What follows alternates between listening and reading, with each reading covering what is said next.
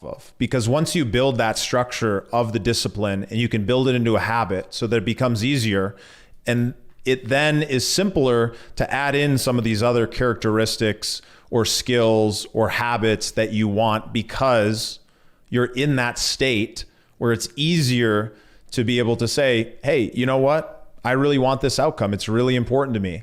It's well worth it. I want the pleasure more than I want the pain, and I'm willing to put myself through that in order to come out the other side stronger.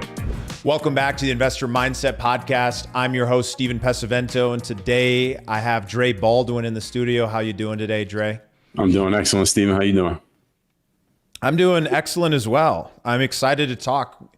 You've got an interesting journey, an interesting story. I know you've been helping people with their mindset and getting into that business space, and you come from a professional athlete type background. So there's a bunch of cool stuff we're going to cover today.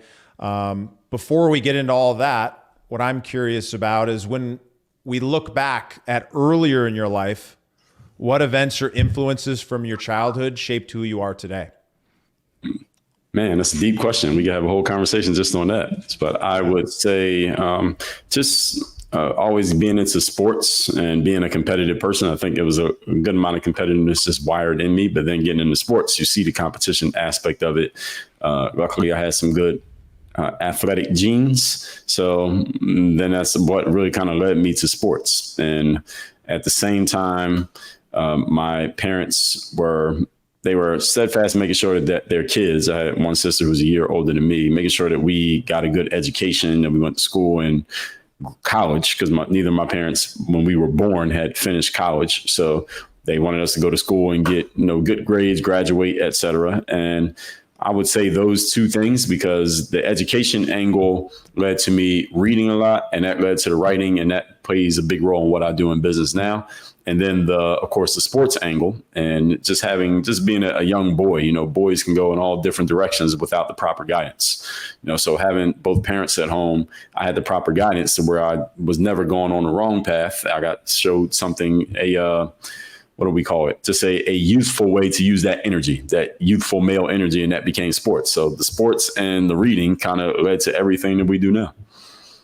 Yeah, there's something really powerful about having that container, something that you can pour yourself into and learn the skills that lead to a great character. What was it that propelled you or pushed you towards getting into sports and using that as a vehicle to become the man that you are? You mean as a kid or in the adult area? Yeah, as a kid, I don't know if I chose it. I think it just got shown to me.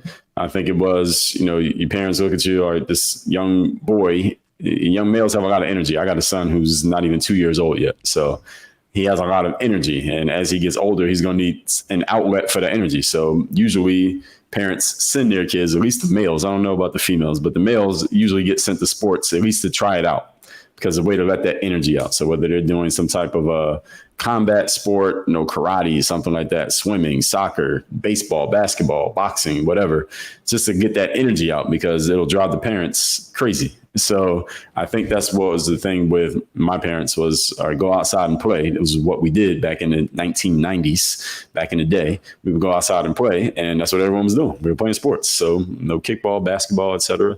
And again, I just happened to have some good genetics. I ended up being pretty tall. So eventually made my way to basketball. Yeah, I think there's something really powerful about starting in that place, because, fast forward, you jumped into the world of being a professional athlete and working to get onto the teams and be able to kind of create a career. But it really starts with a competitive nature. There's something unique that I see very prevalent in both athletes and people who are very successful in the military. And it's a level of discipline, and it's a level of commitment where they don't give up. So what do you think, and what have you seen that people can learn from professional athletes, from that mindset that they can then bring into their personal life or their careers? Well, number one is the performance mandate.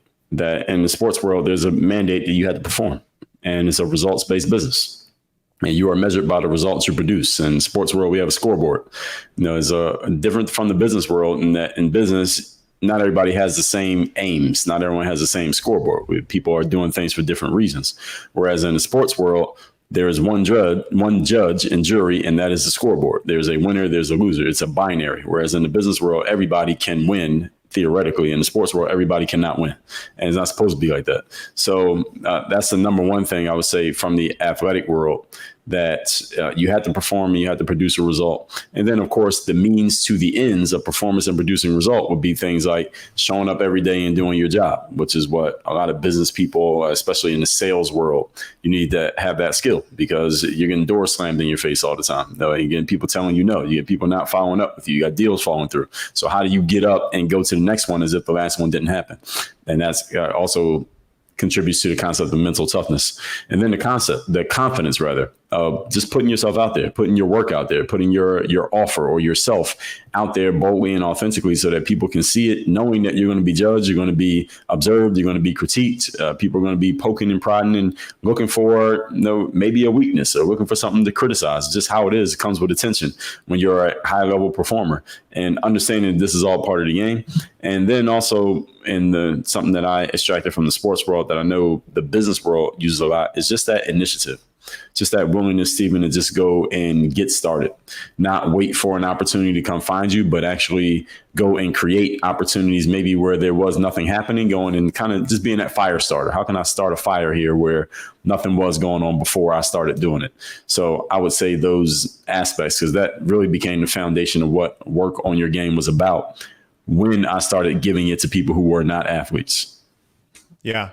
When somebody is an athlete, what I've seen is that they have a discipline, they have a drive, they have a commitment to doing the right thing over and over again, to practice in order to become the best at that skill that they're working towards in order to win the game. But you don't always win. You have to keep going. And no matter how hard it is, you almost have to fight your way to it. Like, even to become a professional athlete, it's super competitive. So what is it that somebody can do immediately that will lead them to being able to actually start bringing some of those characteristics inside of them? Maybe let's just start with discipline as one of the first, because I think that's one of the hardest things to teach, yet one of the most important things when it comes to business. Yes, I 100% agree that discipline is the number one. I would say if someone asked me, Dre, what's the number one asset that you use your entire just adult life to create, I guess what we can call success, is discipline. That's number one. And discipline is about, how I define it, is your willingness to show up every single day and do the work and do your job, whatever it happens to be. And the biggest challenge that people have with discipline, Steven, is that everyone understands that they need it. If you were to stop 10 people on the street and ask them, hey, do you feel like you need more discipline in life? Or you ever see on social media, people do those street interviews? They just walk up to random people and ask them questions. So if you did that and just ask people, hey, do you need more discipline in any aspect of your life? Everybody would say yes. Nobody would say, no, I'm good. Everybody says yes. And then you just ask them which area, and everyone will have something different. But I would guess, because I've had a lot of people say it to me, that is a couple common areas, usually fitness, finances. Usually those are the top two that I hear, and mindset, usually those three. And the thing is, the way people mess it up with discipline is that they try to force feed it. So they say, okay, I need to be more disciplined. And I say, okay. When someone tells me that, I say, okay, well, what are you doing now to get more disciplined? What do you need to do? What needs to happen in order for you to become more disciplined? And they usually give some answer like, I need to just push myself, or I got to get more motivated, or I got to be more locked in, or I got to be more consistent.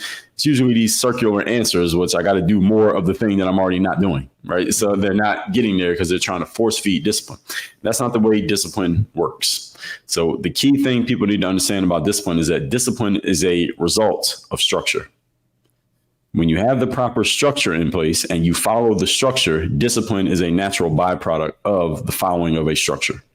So anyone who's ever played a team sport, the coach presents the structure. The coach gives you the structure. As long as you follow the structure of the coach, you will be disciplined in doing what the structure says, as long as you follow it. Now, if you try to not follow it, then that's a lack of discipline. Usually you end up off the team.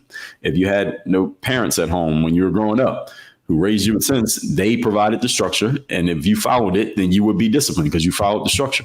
When you went to school, If you were in second grade and the teacher was not there that day and you see a substitute walk in the room, all the kids start grinning because we know that day the classroom is going to be a zoo because the teacher represents what? Structure.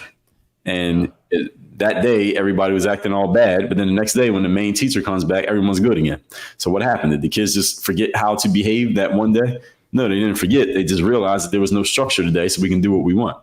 But as soon as the structure comes back, they go right back to behaving again. So structure creates the discipline. So the most important thing anyone needs if they want to be more disciplined in life is they need the proper structure to follow. And this is the reason why courses and programs and coaching and consulting exists, because the people who create those things are providing a structure that, assuming that their structure is any good, it will produce a certain predictable result.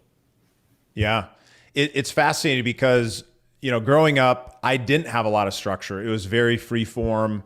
And when I got into college and then into the business world, I realized the thing that I had actually been yearning for was the thing that I had rejected for so long. And it was that structure. And it was the irony of that once you put that structure in place and you start following it and you have that commitment and you have that discipline, then you actually start showing up and realizing that things are actually easier from that place rather than harder. But there's a bucking bronco type energy at first whenever you're coming in or stepping into a structure. So what do you recommend to the leaders who are listening, the business owners who recognize that they're missing this in their company and that the team actually needs this to succeed? How can they go about implementing it into a way that people are going to love the fact that it's in place? Oh, well, they just call me and I'll come in and teach it. But no, other than that, the number one thing is they got to have a reason. That's the most important thing, Steven, is they got to have a reason. And nobody's going to follow a structure unless they have a reason to believe that structure is going to get them something that they want. So the thing about discipline is, and I talk about this whenever I discuss discipline, is that you got to have an anchor for your discipline. The anchor for your discipline is what is the outcome that you want strongly enough that you are willing to endure discipline in order to get it. So somebody may, for example, not like working out. Somebody they hate doing burpees. They hate the treadmill. It feels stupid to do push-ups. They don't want to listen to a trainer. They don't like any of that stuff, but they're about to get married in 6 months and they want to lose 25 pounds so they look good in the photos. So their desire to look good in those photos will help them deal with the discomfort of working out. Even though they still don't like working out, even after they do it, they want the result badly enough that they're willing to deal with it. So it's about what is the anchor? What do you care about enough that you're willing to go through it? If someone has a company, for example, there's several things you could use. You can find out what each individual wants and kind of get on their level. So let's say I'm the boss and I can get on the level of all my staff and find out what they want and show them how getting what they want will occur if they follow the structure and get the discipline. I can also just make it about what I want. Listen, if you don't do this, you're fired. All right, that can work too. All right, so whatever it is, you just have to figure out what's the anchor that will move someone to take an action that they may otherwise not be so keen on taking. Because I'm the type of person who discipline almost comes natural to me, so it doesn't bother me to go and work out. It's not a drain on me to go find some leads and put them in the CRM. That can be kind of tedious, but I don't mind doing it. I don't mind doing the same things over and over and over again. So I refer to myself sometimes as a robot, and most people are not like that. So you have to figure out what is the anchor that you care about enough that you're willing to do the things that the structure requires in order to produce a discipline, in order to get the outcome. So basically reverse engineering the whole process. Yeah. It's amazing because when you put this foundational piece down in a company or when you put it down in your own life, it really is the foundation that you can build everything else off of. Because once you build that structure of the discipline and you can build it into a habit so that it becomes easier, and it then is simpler to add in some of these other characteristics or skills or habits that you want because you're in that state where it's easier to be able to say, hey, you know what? I really want this outcome. It's really important to me. It's well worth it. I want the pain more than I want the pleasure more than I want the pain. And I'm willing to put myself through that in order to come out the other side stronger. Right. More than you don't want the pain. Yeah. Right. So, exactly. You're willing to deal with the pain in order to obtain that pleasure. So it's getting clear on those things and understanding that it's going to be a long race. Usually when we're talking about discipline, we're looking at like a wholesale change in your life overall. So there's going to come a point that when you first start, maybe it's a little bit easy because you haven't done it before, it's new. But when that novelty wears off, are you going to keep showing up? So that process there, we call that the third day. Are you going to show up on that third day when it's not so new anymore, it's not fun anymore, this has now become a job? Can you still show up then? And that's really what separates the pros from the amateurs. So when you were on the journey towards becoming a pro athlete, you weren't the best player. People didn't know who you were. What did it take in order to finally be noticed, to step into that role and start feeling like you were making progress towards the thing that you wanted? At the time, it was being a pro athlete. We'll wrap around and talk about business from there. Yeah, so I started playing pro ball, and this, I give people the timeline because it matters. It was 2005, so I got out of college in 2004. Nobody was checking for me because I came from a Division III college, which doesn't really produce pro players. So the first thing that I did was I went to a couple of local tryouts for local like semi-pro type teams, but nothing really came from that. So then a whole year goes by. I'm working a couple of regular jobs. Then I go to this event called an exposure camp. You ever heard of those, Steven? Know what they are? Yeah. Yeah. Okay. It's a place where all of these people come together who have the relationships, the connections, and most importantly, they're looking to see if they can find the players no one else is seeing. Exactly. Right. So it's basically like a job fair for athletes. So me and 200 other guys who all think they're good enough to play pro, but at the time we didn't have a contract. We all show up to this one event and we're all trying to showcase ourselves for these decision makers. So it's like a casting call, I guess you could say, but the sports version. And I played pretty well at that event.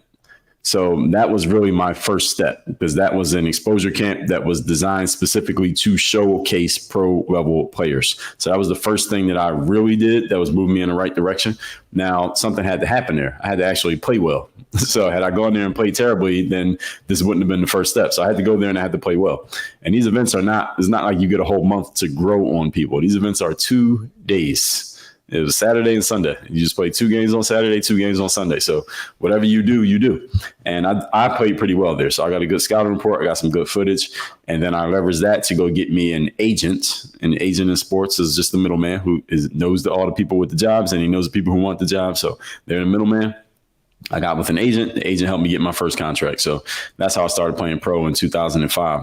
But understanding that I had to take all of these steps. Number one, find the exposure camp I was going to go to. Number two, save up the money for it. Mind you, I'm a college graduate with working a couple of radio jobs. I don't have any money. All right, so I had to save up my money to even go to the exposure camp.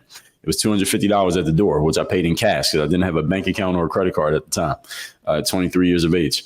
And then I had to play well at the camp over 2 days. Then I had to take whatever I got from the camp and find a middleman. Either a team could sign me directly. That didn't happen. Or I had to go find an agent who could help me get a contract. I went and called agents. So anybody who knows anything about the sports world, understand that when you're a high level pro athlete, the agents are calling you because they want to represent you, because if they help you get a contract, they make money.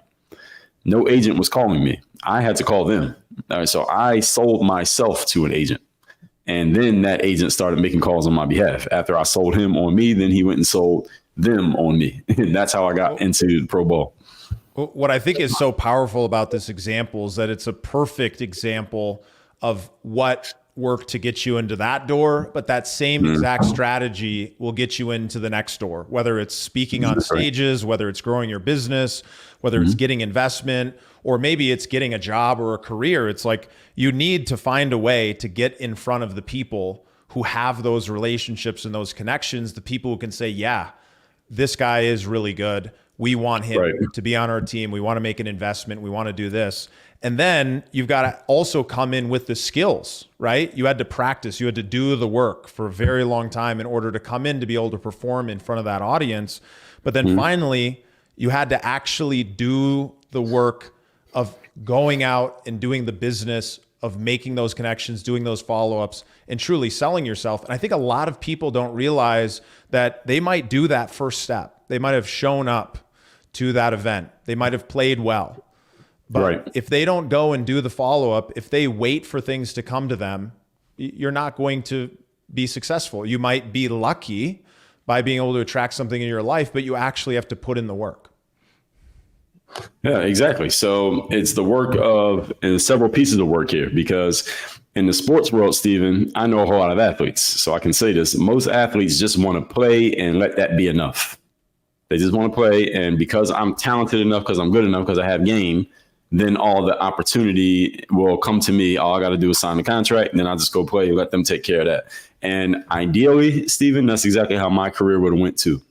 But it didn't go that way. So I had to put my marketer and my salesperson hat on, because I had to go sell myself just to get an opportunity to get on the court and do the game part. So for me, it kind of got me started on the business journey already when I was still playing basketball, because I had to sell myself even to get in. Because again, coming from the level that I came from, every college basketball player in the world right now thinks they can play pro basketball. And it's probably about 100,000 players in college basketball right now. It's just males. Worldwide, there's about 5,000 jobs for an American-born male who has an American passport to play professional basketball in the whole world. About 5,000 jobs. That sounds like a lot. That's not a lot. And mind you, go ahead. Well, I think the thing that's so fascinating about it is what it really comes down to. It underlines that anchor that we talked about earlier, where you had a burning desire. I want to be a pro athlete. I want to move forward in my career as an athlete, and I'm not going to give up. And anyone else would have given up after being a Division III. They would have given up after doing the practice and not getting the deal. They would have given up after not getting the deal by showing up and paying money to be at the event. And then you went one step further and found somebody who would sell you to the world. And that got you the opportunity to then go and play in the European leagues and start getting your foot in the door to make that move. So tell me, you went and played in the European leagues. What was that point after you were playing professionally that you realized, despite my burning desire, maybe it's time for me to make a pivot? Well, there were a couple points there. So about 4 or 5 years into my career, at some point I was a free agent, phone was not ringing. So I wasn't sure if that was the end of my career. So I started focusing on building what became my brand. So I started writing more blog posts. I was putting videos on YouTube at this point. So I started putting videos out every day. And this was right around the time that consuming social media started to become popular. People weren't really creating much, but consuming was going up. So which was great for me. And at the same time, I started making my own products. And my first product was a $4.99 programs for basketball players. One for dribbling, one for shooting. Those are the first things I ever created. And I started selling those because I started to focus on, hey, how can I take some control over my situation just in case this phone never rings again, I never get a chance to play pro ball again. How can I still make money from basketball? So that's when I started to build out my brand. Also, you can make money off YouTube ad revenue and stuff like that. That all started around 2009, 2010. Then self-publishing came out, started writing books. So the phone did ring again, luckily, and I kept playing until 2015. But by that point, I already had products out that I was selling. So after those first 2 products came out, and they did pretty well, I made like 100 more. I made anything you could possibly do on a basketball court. I have a product for it. I made products for it. We changed them and condensed them over time, but I made a lot of products. And then I started writing books, and self-publishing was a thing. And then I started talking about the mindset aspects of basketball because the players started asking about it. Because what had happened, Steven, is over the years on YouTube, I started putting videos on YouTube when it first came out, 2005. And the players clearly saw that I could teach them the skill, but their challenge was, Dre, I have the skill, but I'm still not doing it. Something's happening up here in my mind that is causing me to not apply the tools that you're teaching. So can you explain some of the mindset pieces of the game? They asked for it, the athletes. So when I started talking about that, I started doing these videos called the Weekly Motivation. And it was just a mindset, just a little 2 to 5 minute mindset selfie video before selfie videos were a thing. And I did those every Monday for 400 Mondays in a row. And as I started doing those videos, again, this is not talking about basketball. It was just talking about mindset by itself for basketball players. People who didn't play ball started finding me from those videos. And they're the ones who told me, Dre, this message applies outside of sports. So that's how I knew what my segue out of sports was going to be, because I always knew I wanted to do something outside of the sports realm after basketball. So that's exactly what I did. When I stopped playing in 2015, jumped into everything I'm doing now. I mean, it wasn't like this when I first got out, but this is what it morphed into. The key thing that I want to underline here is that you started building that bridge to the next world before you actually needed to go over it. That's you correct. started building the skills, you started building the brand, you started building the connections, and then you listened to what other people actually wanted, and you had a testing approach. I think it's a really great example for those people who are listening who want to make a change in their life, that the change doesn't have to happen in a snap of a fingers. It can happen over a period of time of continuously taking new actions, testing the road, and then at some point, those things are going to work because you're going to receive the feedback and you're going to kind of go all in that direction. Yes, absolutely. So the good thing about even social media, even today, it's been many years, but social media is a great testing ground. You can just throw stuff out there as much as you want. It's free, and see the feedback. And usually people who are your audience or are somewhat adjacent to your audience, they're the ones responding. So you can use social media as a way to test out your stuff, and it's completely free. So there's no reason anyone should be in the dark about what a certain audience of people might be interested in. Yeah. Well, I think it's really cool. So you've built a business, you're having success, you're making money. What role has investing played in your life at all? Have you started investing in the market and real estate and private equity and funds?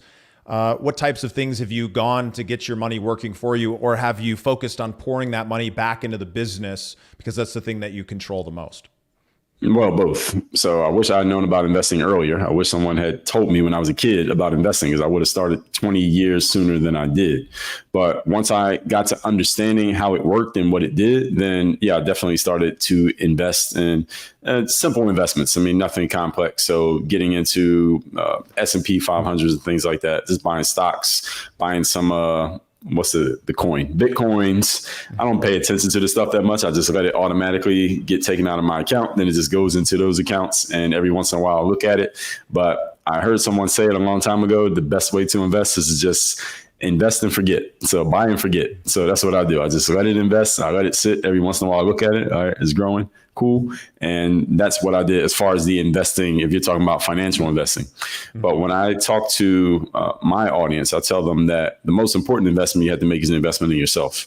That's where you start. You have to invest in yourself first, which is going to programs and conferences and buying books. And you get to the point where maybe you can hire a coach or join a coaching program, something like that. Investing in yourself, because that makes you a more valuable person. And now you can go out to the marketplace and get more money. And now you can use the money to invest in like tangible things, whatever that's going to be, or intangible things. So for me, the most important investment is always in myself. Of course, investing in the business. And then as I learned and continue to learn more, investing in other types of vehicles out there. But as far as financial investing, I'm far from, what's the word? I'm not advanced, but I understand the basics. It's a great place to start because, when you invest in the index, the S&P index, you invest into all the stocks that are out there. And over time, that's probably one of the best ways, if you're not sophisticated, if you don't understand a specific business or you don't have some unique knowledge in the market to be able to pick winners. That's one of the best ways to park your money. And so very much a slow growth, wait it out, let compound interest do its thing type methodology. And then of course, Bitcoin, I think crypto can have a key role in your portfolio.